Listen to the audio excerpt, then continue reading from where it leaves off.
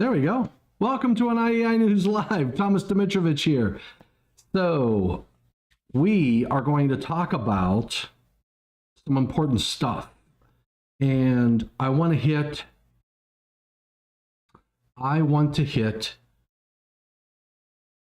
technology and the code. Technology and maybe without the code. I don't know. But our discussion today for IAEI News Live is going to focus on, there we go, Joseph, there we go, Jody. I think we fixed it, buddy.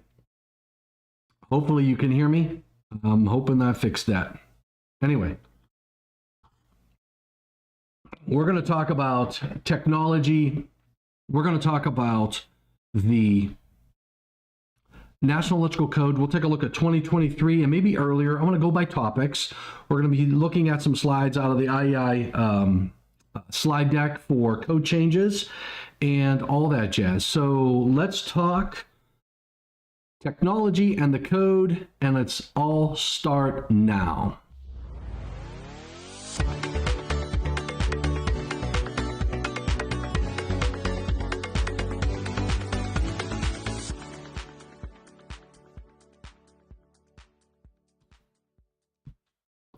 All right. Okay, here we go. So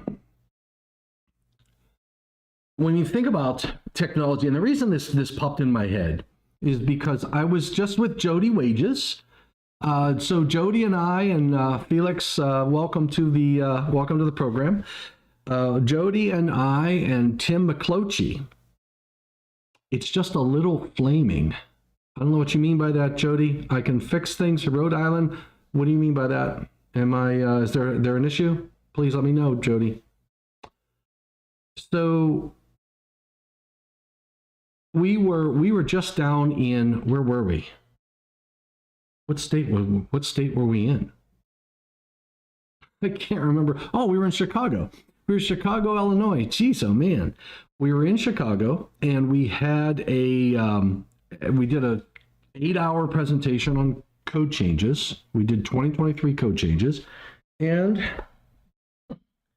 this was given to me. This is the 2018 edition of the National Electrical Code for Chicago, because they run off of their own code book. All right, Jody. Thank you, sir. Sound is back. All right, Felix. So during that session, they wanted to talk a little bit about innovative technologies and things of that nature.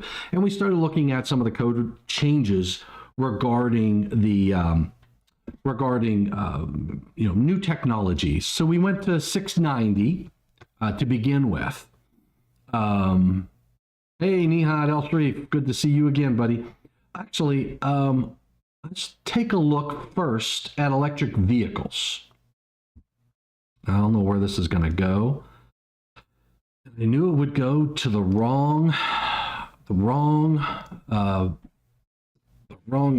hold on. I have to, how do I do presenter, rehearse timings, presenter view, rehearse timings, rehearse subtitles,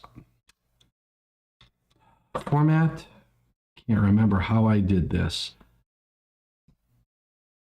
Nope, wrong display. Swap displays. Oh boy, shouldn't have done that. Swap displays, end show. All right, Jody, I'm trying to figure out how do I send this to that monitor.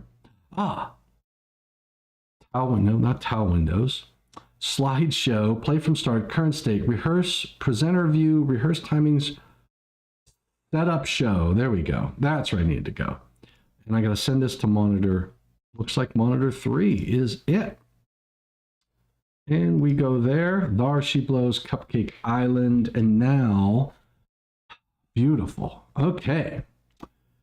And I do have to fix my screen, so bear with me. Geez, oh man, you guys are gonna see some stuff here. Control. There we go. Control. I got to make this and this and then do this. Here we go. Ah, man.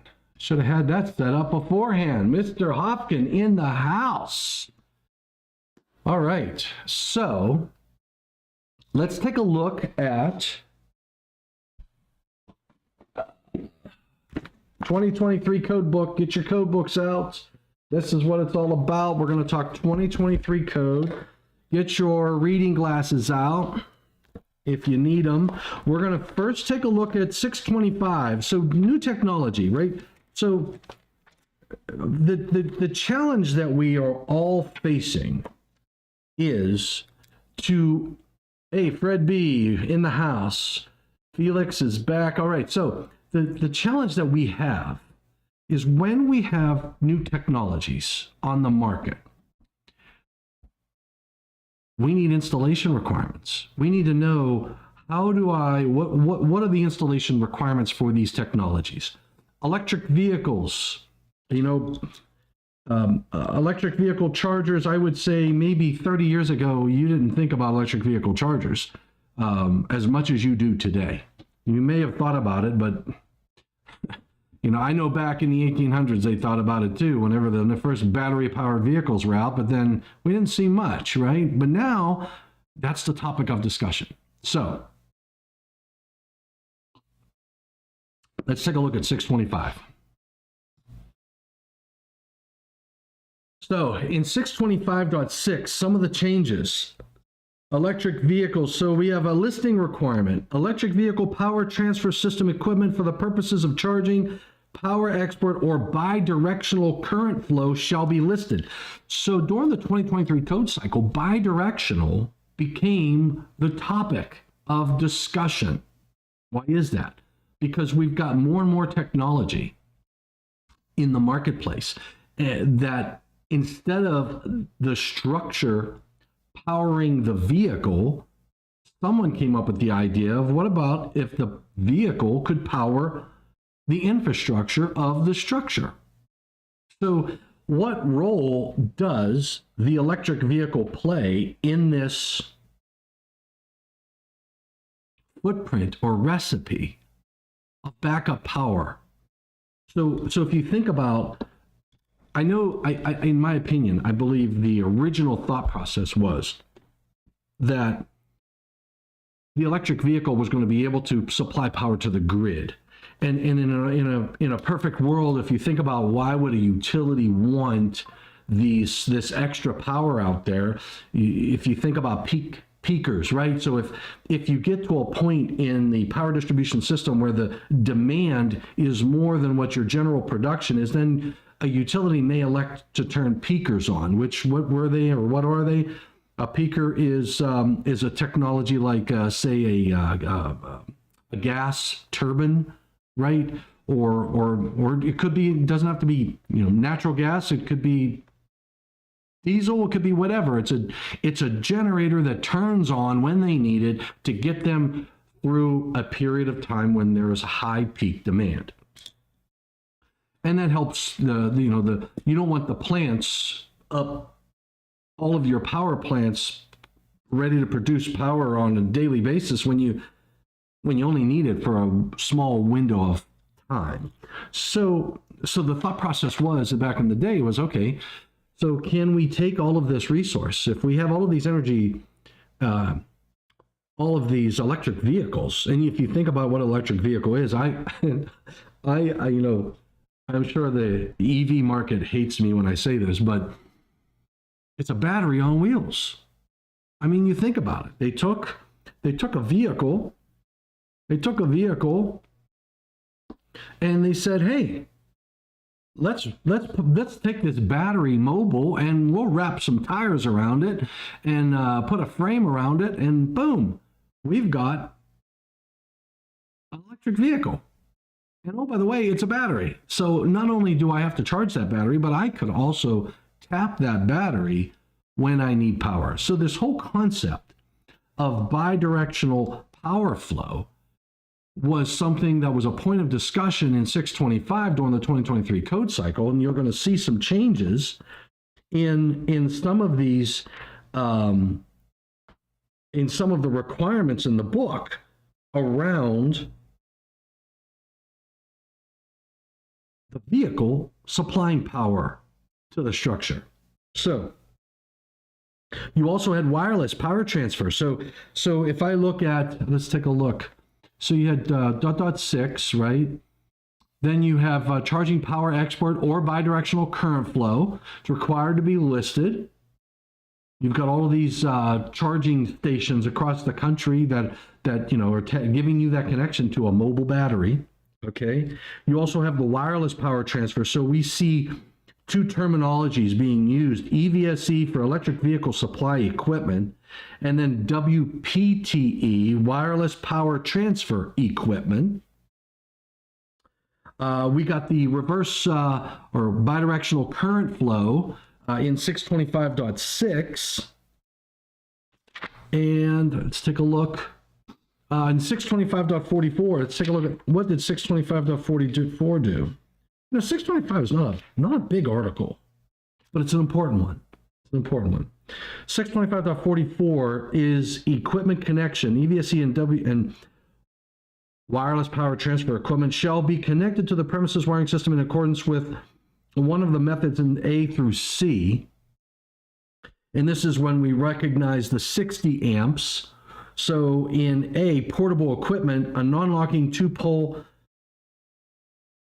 So this 625.44A is a very important section because it tells you the limitations of a cord and plug connected piece of charging equipment. I can't have a cord and plug connected charging equipment greater than 60 amps. Why? Because 625.44 is called equipment connection, and it says in the parent language, EVSE and wireless power transfer equipment shall be connected to the premises wiring system in accordance with one of the methods in A through C, and A is portable equipment. So if it's portable equipment, this is how it's got to be done. You have in A1, you have a 15 or 20 amp, and it's a non-locking two-pole, three-wire grounding type receptacle.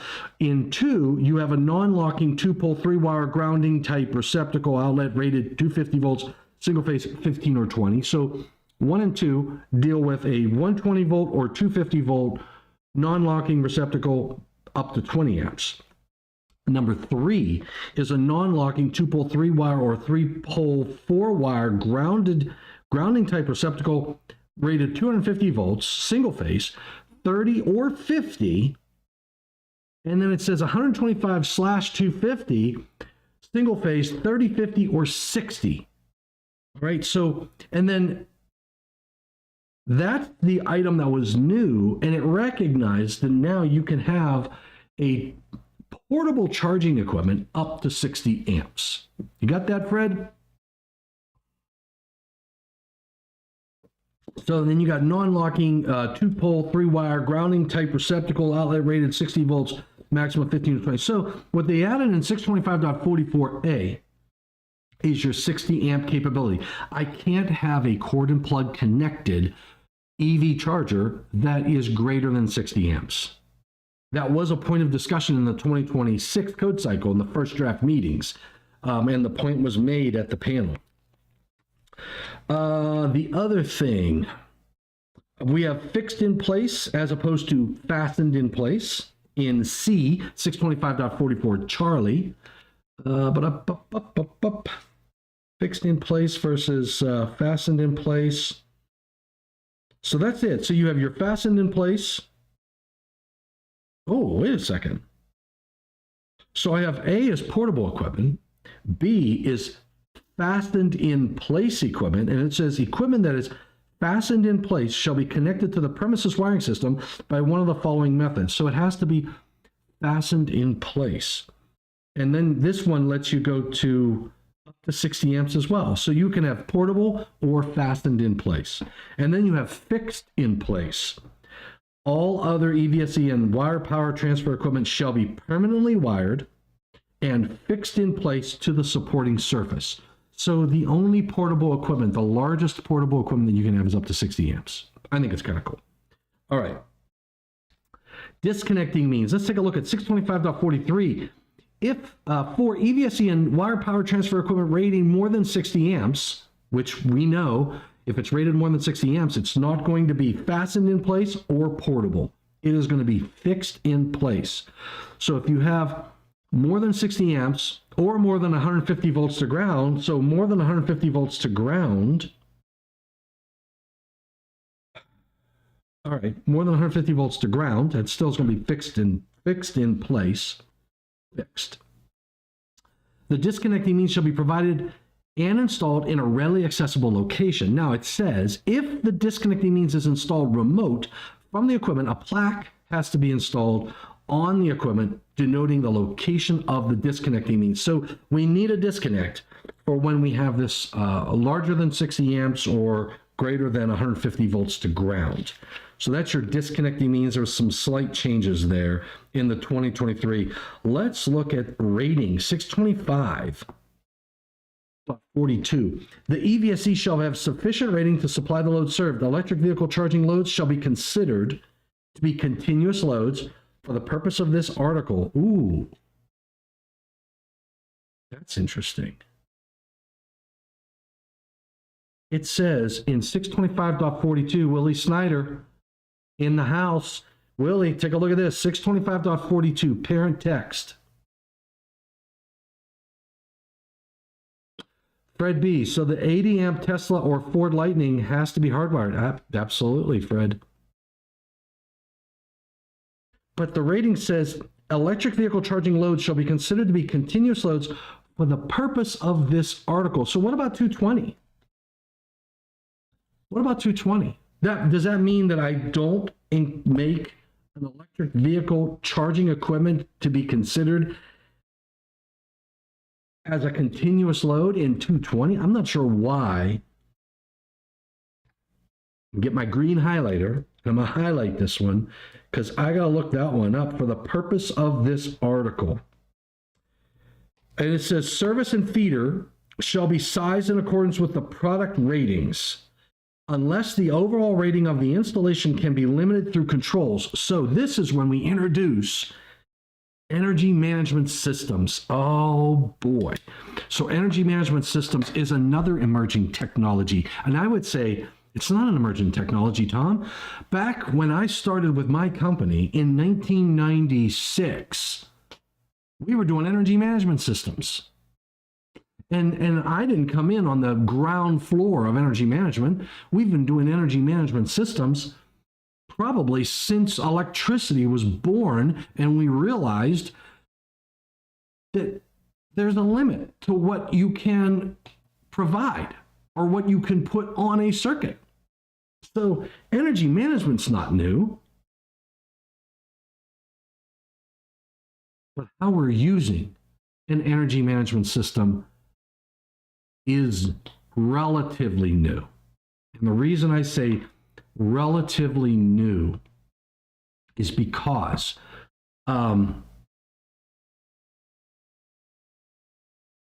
where is it at? There are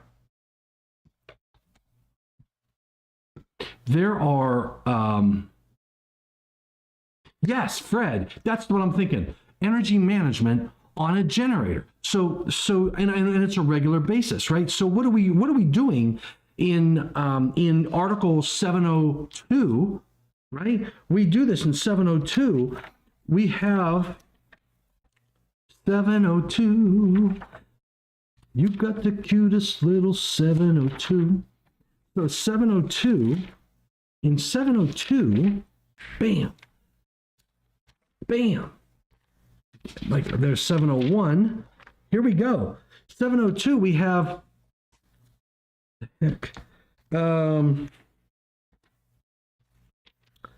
capacity and rating. It says when you have automatic load connection, if the connection of load is automatic, an optional standby system shall comply with 702.4A to A or B in accordance with parts 1 through 4 of Article 220. So it says energy management system, where a system is employed. Now I could go back in time. That went in the code book a while ago. And I'll tell you, I know we use, hold on, we used energy management. Let me go to NFPA link, because there's a few other areas where we do rely on, what is it, load shed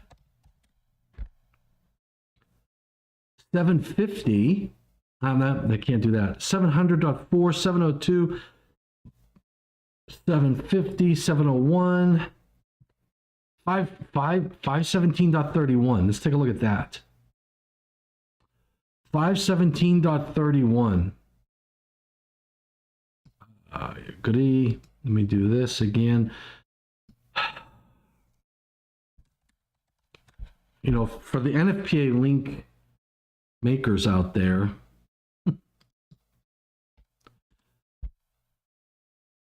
gummit. 517.31. All right, requirements for an essential: separate branch circuits, transfer switches. I know in here somewhere we talk about load shedding. The here we go. There it is. So in 517.31b, transfer switches. B 31b B1, one transfer switch shall be permitted to serve. One transfer switch shall be permitted to serve one or more branches in a facility. And then there's a one, optional loads. Loads served by the generating equipment not specifically named in this article shall be served by their own transfer switches, such as the following conditions apply. 1, the loads shall not be transferred if the transfer will overload the generating equipment. And 2, these loads shall be automatically shed upon generating equipment overloading. That's an energy management system. And that's been in the code for a long time. So to your point, Fred, load shedding has been around for a long time. And quite frankly, that is an energy management. That's what we're talking about. When we are shedding loads to prevent overload, to prevent a backup generator from shutting down because you've overloaded it, to prevent overloading of a circuit, you're doing an energy management. And now what's happening in the 2023 code and in the 2026, and now we're developing new standards. All of a sudden, oh boy, it's an issue. Well, it was an issue a long time ago. It just never hurt anybody, but now we're using it more and more and more. We're relying on energy management. Willie Snyder, energy is looked at to be gone one day, and we have to use as little as possible until, you're really, I mean, that's our goal, right? We want to use as little of energy as we possibly can because we pay for it. So if we weren't paying for it, if it was free, imagine how big these systems would be, huh? In 750, 708, 700, 701, and 517. Yes. So, and I'll bet you, Fred, if you go back further in time, you'll find where we relied on energy management for some time now. But I'll tell you what I think kicked it off. EVs, this language here in electric vehicle, 625. I'm still in 701. I'm still salivating over 701. The discussions in 625.42 ratings, relying on an energy management system, that sort of, and here's where I think it's really sparked. Remember, we had these installations where you had the EV charger, and then you could dial in a set point and say, or what was told to me, there was the case of I'm sizing my feeder based upon a set point. No, by the way, I can go into my phone and changed the set points, and now my EV charger just added an extra, so many VA or kVA, whatever, increasing the load on the branch circuit, right? Which then would increase the load on the feeder and blah blah blah blah blah. And then one of the arguments, one of the pushbacks that I had was, I was like, well, so what? So it trips, right? I mean, what's the safety issue? Help me understand what the safety issue is. If I overload a circuit and I trip the circuit breaker that's feeding that load, as long as that load isn't safety related, and I don't know what electric vehicle would be unless it's an ambulance. Which reminds me, I wonder if there's any special requirements. Are there any electric ambulances out there? Oh my gosh, I gotta Google that one. I gotta search that one. Electric ambulance. OMG. Lightning ZEV3 Transit Van Ambulance. There are electric, built in the United States, battery electric vehicle. Look at this. I can't make this up. It's a Lightning ZEV3 Transit. I'm trying to, it won't even let me accept. And it's a Ford. Efficiency. Driving range. Hopefully the hospital's not more than 140 miles away. Which, if it is, you've got other problems. It goes 65 miles an hour. I'll tell you what, I want if I'm in an ambulance, I want that puppy to do 125 on a dime. Peak power, look at this. So, yeah, there are electric ambulances. So, I guess if you trip that breaker, that would be ungood. It'd be a bad thing. Bad thing. So, okay, so 625, we started to employ the settings. And I remember having the discussion that, look, I can change the setting and I'm sizing my branch circuit and my feeder based upon whatever the setting is, which could be driven off the cloud. So I think that is what, in my opinion, my humble opinion, remember, whatever you hear on this channel, it's sometimes starts up here, comes out here, but it's always from the heart. I'm telling you what I know, what I feel. Take it with a grain of salt. Believe half of what you hear and less of what you see, and question everything yourself. But in my opinion, I believe what put the energy management under the microscope was the discussions that began in 625 with electric vehicle chargers and what that set point is, and that we're sizing equipment based on that set point. Another area, let me look and see. Oh, here. So just to give you another, for example, okay, so let's take a look at this one. So in 625.49, there's another important change you need to know about. Island mode. EVPE and bidirectional EVSE, here we go, bidirectional again, that incorporate a power export function shall be permitted to be a part of an interconnected power system operating in island mode. So what that's telling you is that it's permitted to operate, but it has to be in island mode. Think about that. It says EVPE, electric vehicle PE, power export, EVPE, electric vehicle power export. I want to say power export, but I'm looking for the use of the so here we are.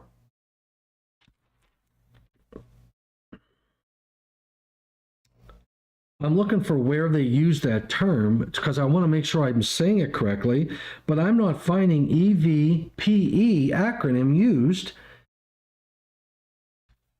Let's check Article 100.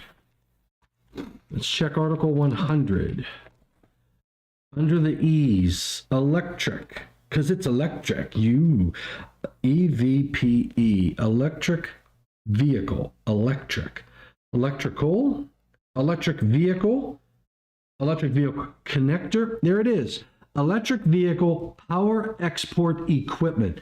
It's defined as the equipment, including the outlet on the vehicle, that is used to provide electrical power at voltages greater than or equal to 30 volts AC or 60 volts DC to loads external to the vehicle, using the vehicle as the source of supply. That is electric vehicle power export equipment. Now, it's telling me it can only operate in island mode.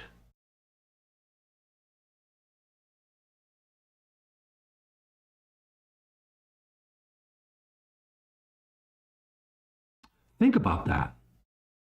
That means if I have an electric vehicle and it operates bidirectionally,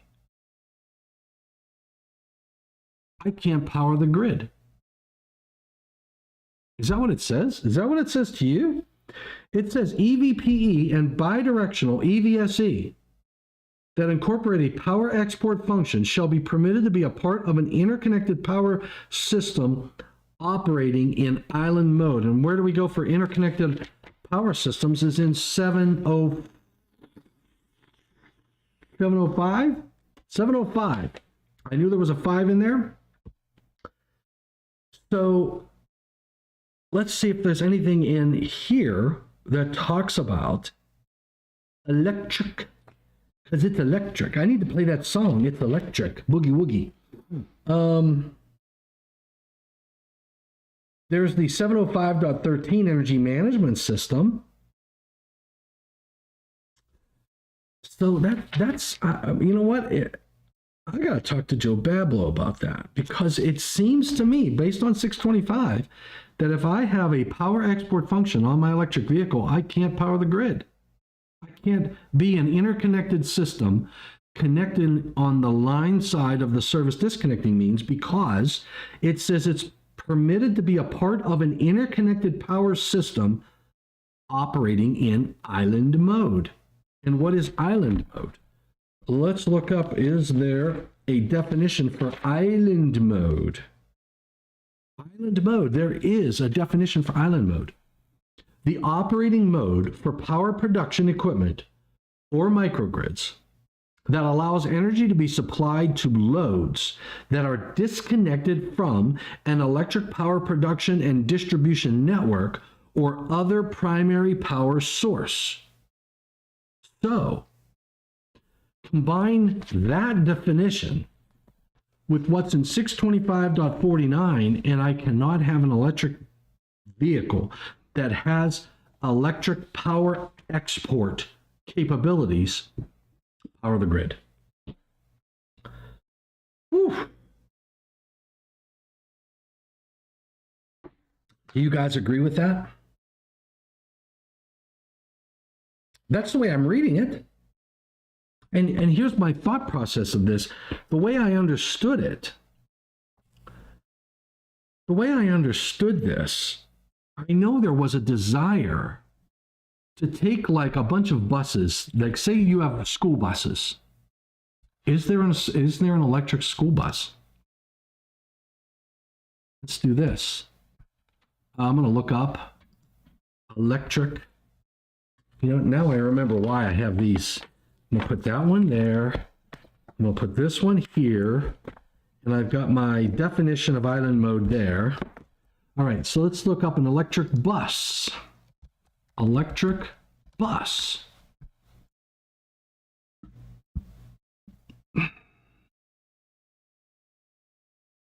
Electric school bus. Let's do school bus. IC bus. What's that?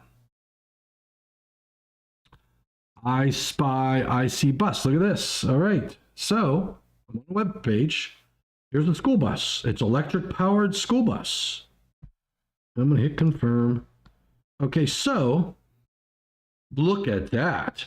All right, so So here's the thought process. Hey, Robert from Omaha, he may be late, but he's like Tom Lichtenstein. He's worth the wait. So here's my thought process.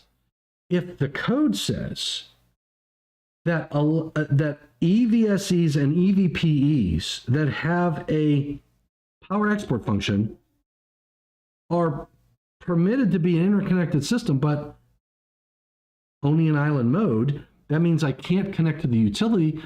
That means I can't use these as peakers. That means I can't power the grid from a vehicle unless, in my opinion, and I could be wrong, Robert from Omaha, need you, Fred, help me understand here. Cold and not able to operate below certain temperatures. Well, you know what? I bet you the kids love that. That puts a different meaning to a snow day. I mean, oh my gosh, I know in Pittsburgh, in Pennsylvania, when I was a kid, you had to have at least 6 to 8 inches of snow on the ground to cancel or delay school. And I went to a Catholic high school and Catholic grade school. We never canceled. I walked to school. So I walked to grade school, held the fence the entire way, and it was uphill both directions. But that one puts another twist. Hey, no school today because the buses can't run. I'll bet you the students wish they could vote for this stuff. So, but it sounds like I cannot power the grid from an electric vehicle. And I looked in 705. In 705, interconnected power systems operating in island mode. So part 3 is in 705, begins with 705.80. That talks about interconnected systems operating in island mode. For interconnected power production sources that operate in island mode, capacity shall be calculated using the sum of power source output maximum, blah, blah, blah. You got voltage. Power source operating in island mode shall be controlled so that the voltage and frequency are supplied within limits compatible with the connected loads. And that's it. So there's a new part 3 in 705. That's my takeaway is unless I'm reading something wrong, and I'm Joseph Violi, please help me here. Take a look at 625.49 tells me that I can only have EVSE equipment that has power export functionality when it's in island mode. Tells me I can't connect it to a utility. So anyway, just a thought, little discovery point right there. So EV, so that's the EV stuff. Okay, let's take a look at 690. What's going on with the boys in panel 4 and the gals in panel 4? 690 in 2023, 2023. Let's see what's going on in 690. Let's go to the book. I'm in the 2020, Joseph. 690, 690, 690. I like to see 690 in the morning. All right, so 690 dot what? PV, oh, that's right. Remember PV output. We took that out.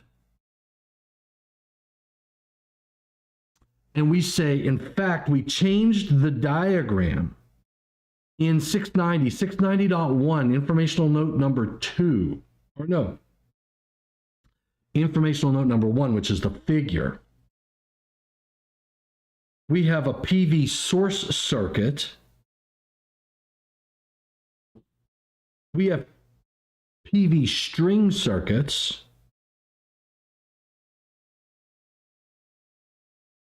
We got rid of the PV output circuit. And we created some new terms, string circuits and PV source circuits. And we have requirements around those. So did we define any of those? Let's take a look at the terms. For PV, LMNOP,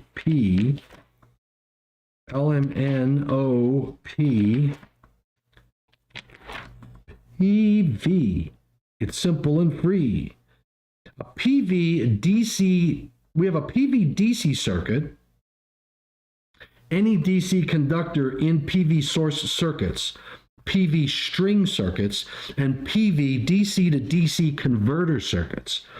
A PV-DC source circuit, which is a PV source circuit, so we know anytime you use the term PV source circuit, it's only DC. It is not AC. The PV-DC circuit conductors between the module in a PV string circuit and from the PV string circuits or DC combiners. Gosh. Oh my God. Oh my gosh. This was supposed to be easy. Well, there's an image.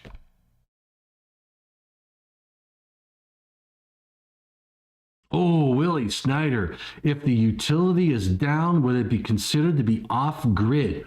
Yes, but you can't control that. And you could, here's the thing. If you have a utility interactive inverter, you know what that utility interactive inverter does? Shuts down. Bam. The moment that utility goes down, so does your utility interactive inverter. So systems that are designed to operate in parallel with the utility shut down when the utility goes away automatically. That's a safety issue, right? We don't want to be pumping power up there on the lines while they're up there trying to fix it. They need to know. So when the utility goes away, then you're operating in island mode. And if you have an inverter that can operate in island mode, then you need to transfer away from the utility. Make sense? And there's got to be checks and balances in the transfer of that. That's why in my head, I'm sitting there thinking, if I have equipment, oh yes, Christine Porter, there are dual mode inverters, but Christine, correct me if I'm wrong, which is very highly likely, even when I'm sober, a utility multi-mode will still not put power up on the utility grid when the utility goes away. I think that's a safety concern for the line workers. But you could automatically power, the inverter will stay on, but you would be powering loads internal to the facility. So when the power goes out, you no longer are supplying power to the utility and you're not operating in parallel with them, but when the but you are supplying power to the loads inside the house. But I think you have to have a separation. I'm not the expert on that technology, but I know what the hazard concern is from a utility perspective. It's that guy or gal who's up there on the line. And I just want to make sure that when the utility goes out, Fred B, 625.48, 625. Wait, 625.48. Yeah, that 625.48. That's the one that tells you from an EV perspective. But I'm now in 690 on a solar photovoltaic system, a utility interactive or a multi-mode inverter.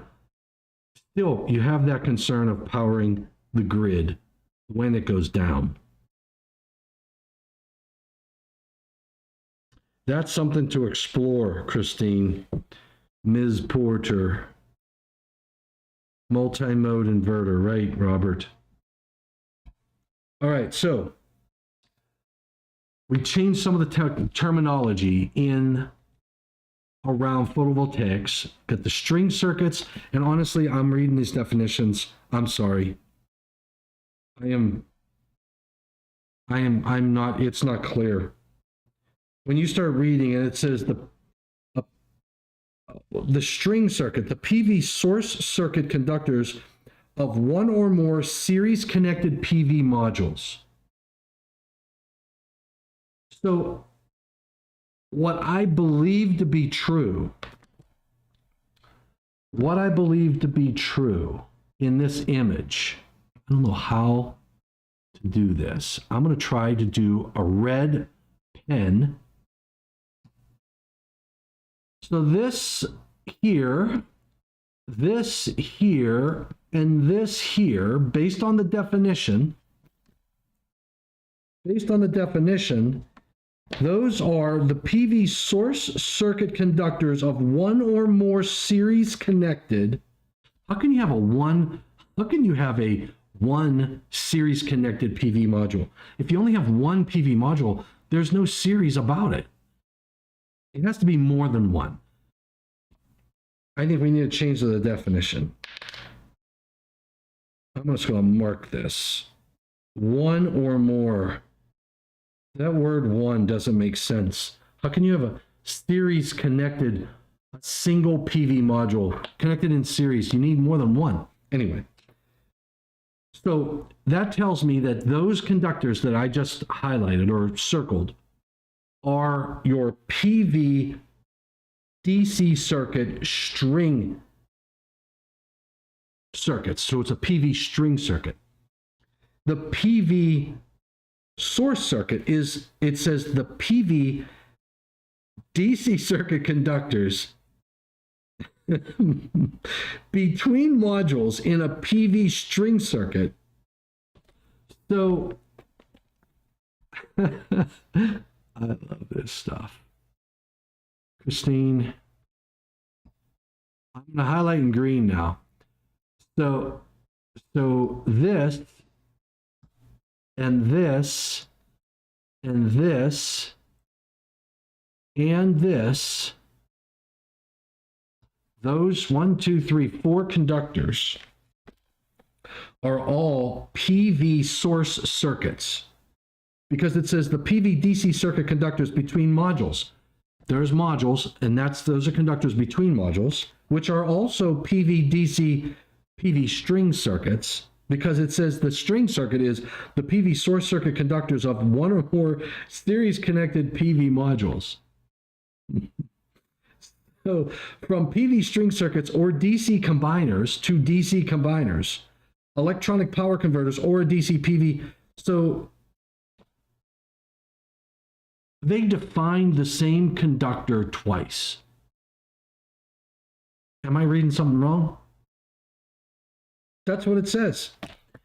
Both these are PV DC circuits. I, for the life of me, cannot understand the difference between the PV source circuit and a PV string circuit.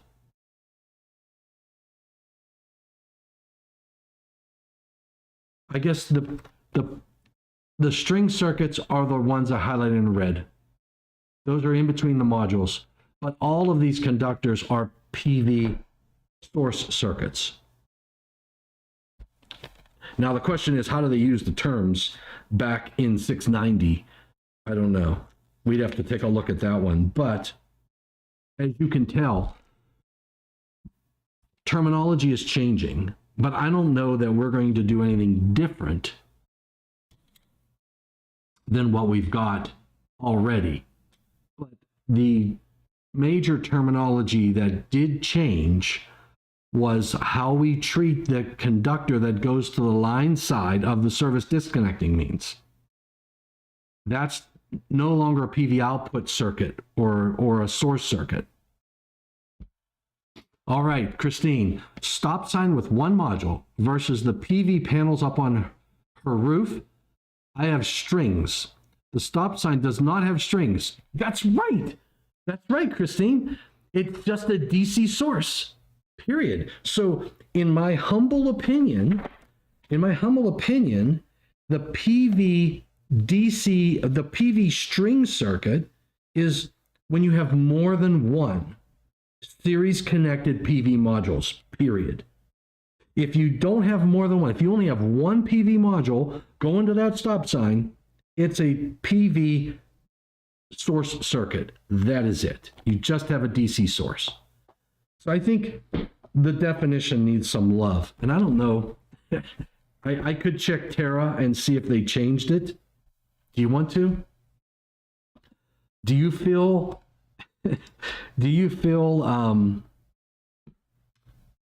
let's do this. Let's go to Terra. I'm going to go to Terra. Oh my goodness. NFPA.org size. You know what? 70. Next. Donnie Cook always tells me opportunities are all around us. They're all around us. Let's take a look at public inputs. And I'm going to go and see, did we make, or did somebody make any changes? Did we change the definition of a PV DC source circuit? PV. I got to go to the P's. LMNOP. Photovoltaic. Okay, PV DC circuits. Nope.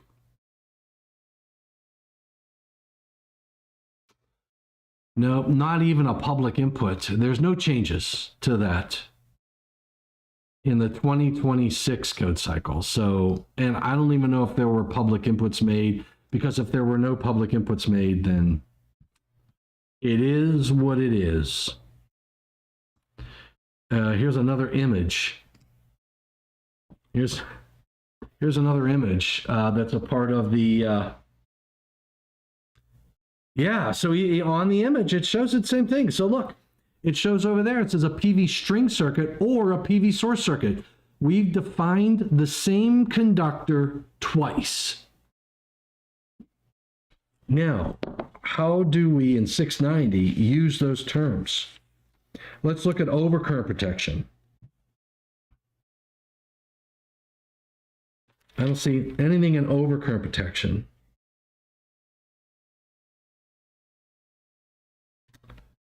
I don't see how we're using it. You know what I'm gonna do? Here's what I'm gonna do. DC source circuits would be the wiring pre-inverter. No, here's the thing, Fred. It's posted anything. Oh yeah, pre-inverter. That's DC. It's all DC. Any of that wiring is going to be DC. Anything that's DC is a PV source circuit. Now the question is, what's the difference between a PV source circuit and a PV string circuit? So I was going to go to NFPA link, but it's giving me heartburn right now. I don't know about you guys and gals, but it's NFPA. There we go. NFPA link. Let's go to 70. I'm going to go to chapter 6 and 690 because I got to. 690. How about sizing DC source circuits? Well, that's what I'm going to look. I'm going to look here. Control F. DC source. No, PV source. PV source. All right, so in 690.6, the requirements of Article 690 pertaining to PV source circuits shall not apply to AC modules or AC module systems. We understand that because we know PV source circuits are all DC. All right, so that's the first two. 690.6, whoop. There are requirements for bipolar PV source circuits.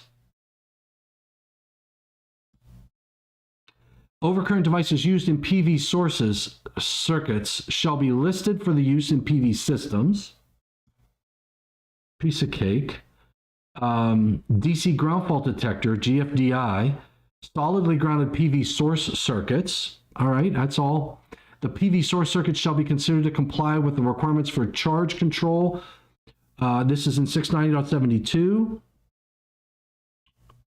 Casney, Andrew. Microinverters, you don't, with microinverters, you won't. So microinverters though, Fred, a microinverter converts it. I mean, you're in AC that quick, right? There's no, I think it's all wired as AC. All right, so PV, so now let's look at PV. You got the PV source. What about PV string? All right, so here we go. PV string. Let me go to the top. I'm going to go to the top of the article, and I'm going to search for PV string. The first hit is in 690.7, maximum voltage, and it says the sum of the PV module rated open circuit voltage of series connected modules in the PV string circuit corrected for the lowest. So we're using the PV string circuit correctly, right? So I get it, because you have multiple modules connected either in series or parallel. And we're calculating the currents or the voltage of these series connected modules, which again supports what I think we need to change in the defined term. You can't have one PV module and have a PV string circuit, because you need more than one. All right, so let's keep going. Multiple PV string circuits. This is in 690.8 circuit sizing. Okay, multiple PV string circuits, where an overcurrent device is used to protect more than one set of parallel connected PV string circuits. The ampacity of each conductor protected by the device shall not be less than the sum of the following: the rating of the overcurrent device, the sum of. So I see how they're using PV string circuits. It's starting to make sense to me. It's starting to make sense. What doesn't make sense is that you can't have one module, but it does make sense on how they're using this, because you have multiple modules. You're either connecting them in series or parallel, and we're sizing the equipment. So let's keep going. 690.7 maximum voltage. We already did that one, right? Yeah, it's PV string circuits in 690 is used in 690.7A and 690.8D. Those are the only two sections where that term is used in 690. I haven't searched the entire book, but I know we have a defined term. We use PV source circuits a lot. We use a PV string circuit, so that tells you how that is used. Wow, that was a journey. And the only hiccup I had, I get what they're doing. I understand it. The only problem I have is the defined term. It shouldn't say one or. It should say more than one. When you have more than one module connected together, then you have PV string circuits. Thank you, Christine Porter. Welcome to the show, Andrew Casney. What time is it? It's 12:57. All right, I did some electric vehicles. I did some electric vehicles. We talked a little bit about 690. Oh, here's another. Okay, technology. Talk about technology growing. All right? Okay, imagine you're an electrical inspector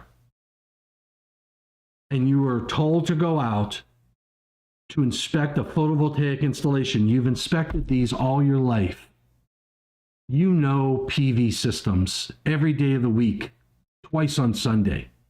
Imagine that you are an electrical inspector that has been told to come out and inspect a PV installation. And oh, by the way, bring a boat. Okay, imagine if you were told to bring a boat to inspect a PV system. Imagine if you were told to bring your waders to inspect a PV installation. Yes, it is occurring. They're out there. When we have these types of installations, as an inspector, a designer, installer, you've got to figure out, how the heck am I going to inspect something like this? Do we have requirements in the code? Well, we do now. But if I'm on an older code book, this was the discussion that we had. So we had this discussion up in Chicago.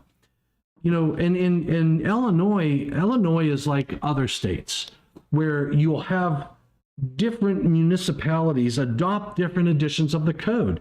And Illinois, the state of Illinois, they go back to somebody told me, they go back, it wasn't 1990 code. It was an old code book. Drones, Robert, yes.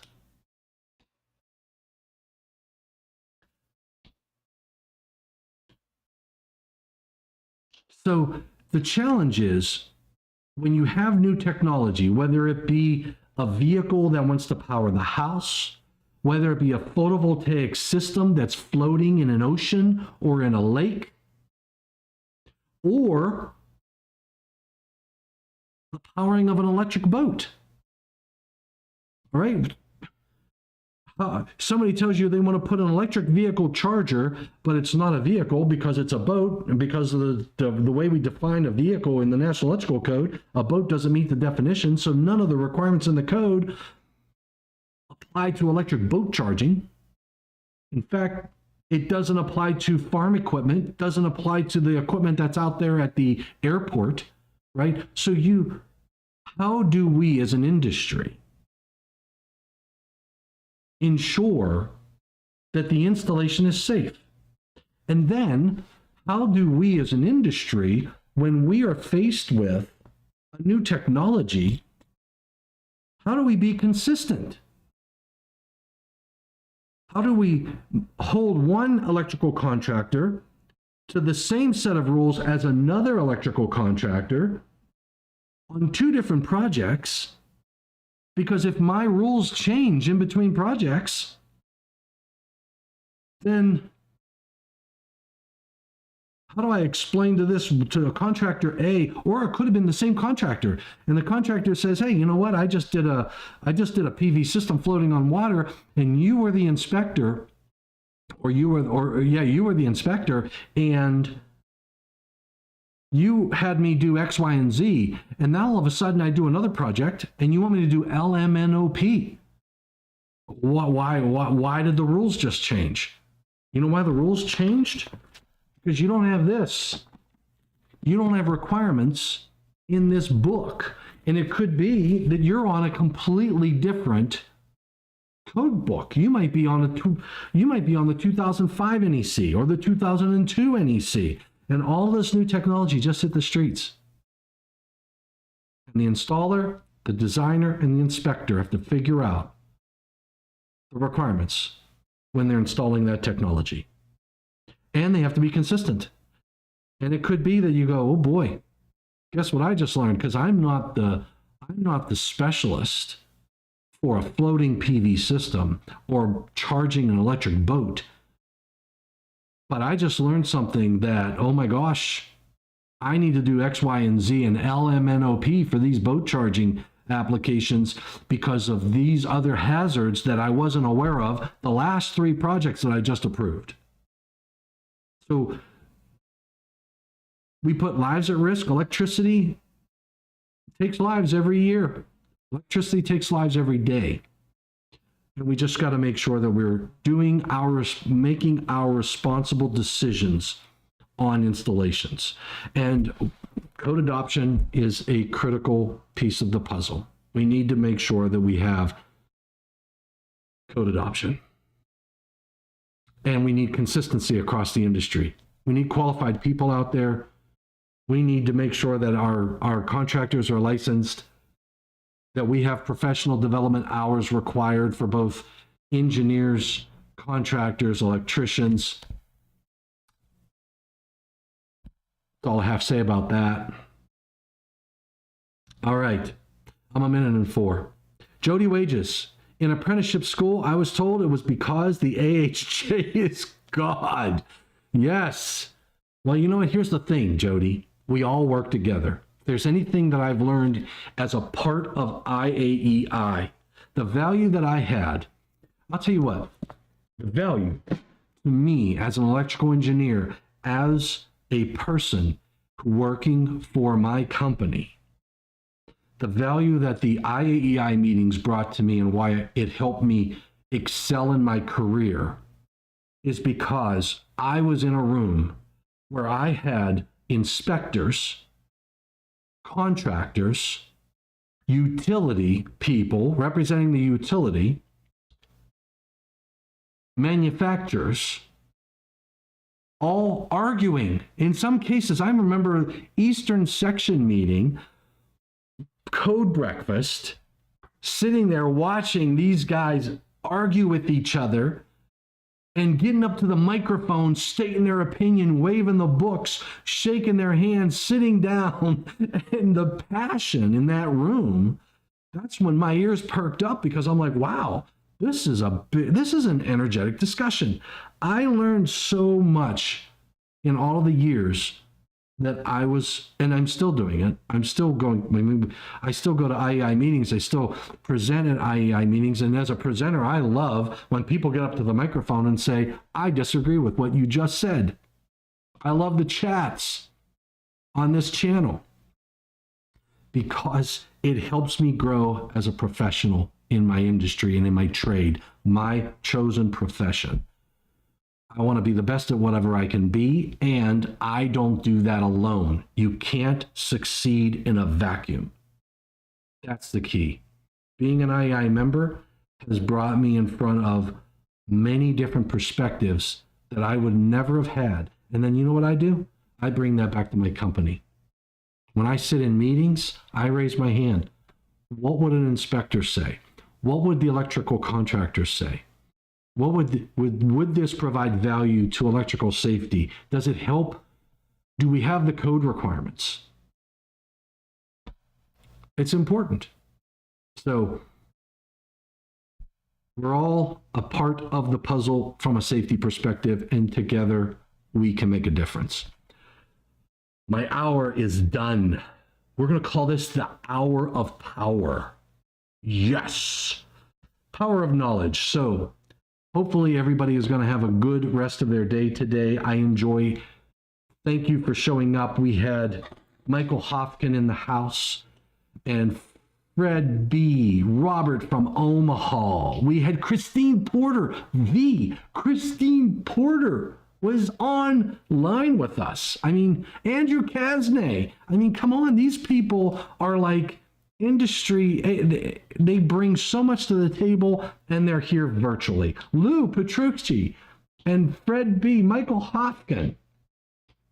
Oh, yes, you guys are very passionate at the Eastern section.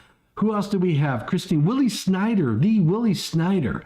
We had Fred B., Christine Porter. Oh, isn't there dual mode? Yes, I remember that. Joseph Violi, thank you for joining.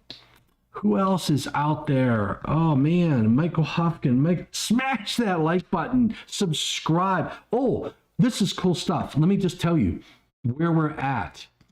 Remember, I'm just going to do real quick. Let me go to YouTube Studio. And I am going to go to the IAEI. We are approaching 2,000. We need 89 more subscribers to our YouTube channel to break 2,000. We're at 1911. 1,911 subscribers, 84 in the last 28 days. Let's keep that trend going. We need more subscribers. We're sharing great content on the IAEI's YouTube channel. Get out there. If you're watching this on Facebook, on LinkedIn, wherever you're watching this, I don't care where you're watching it. You need to be watching it on YouTube. You need to subscribe to the YouTube channel, and you need to hit that bell. Thank you very much. Smash that like button. And if you have to hit the thumbs down, hit it twice. Yes, Michael Hofkin, the IAEI gives you a great network to leverage. I was deep in the background this event. Thanks for the demand. Thank you, David Engelhardt. Remember, share this video, share it with everybody, get some thoughts going. Hopefully we all get something out of it. And thanks for contributing, Lou and others, for the chat. I mean, the money's in the chat. I'm telling you right now, put a lot in that chat. Chat it up even afterwards. You can comment on this video. Others will be able to see it. So please do what you can and make it happen. All right, everybody. Thank you. Stay safe, and please remember to stay healthy. Do what you can. It's the least we can do, because I do the least that I can do. All right. All right, everybody. Take care. Stay safe, and please stay healthy. Catch you next week. Will be a recorded session, I believe. So I'll be in Costa Rica. So catch you next week. Take care. Thanks, Michael and Felix. Be good.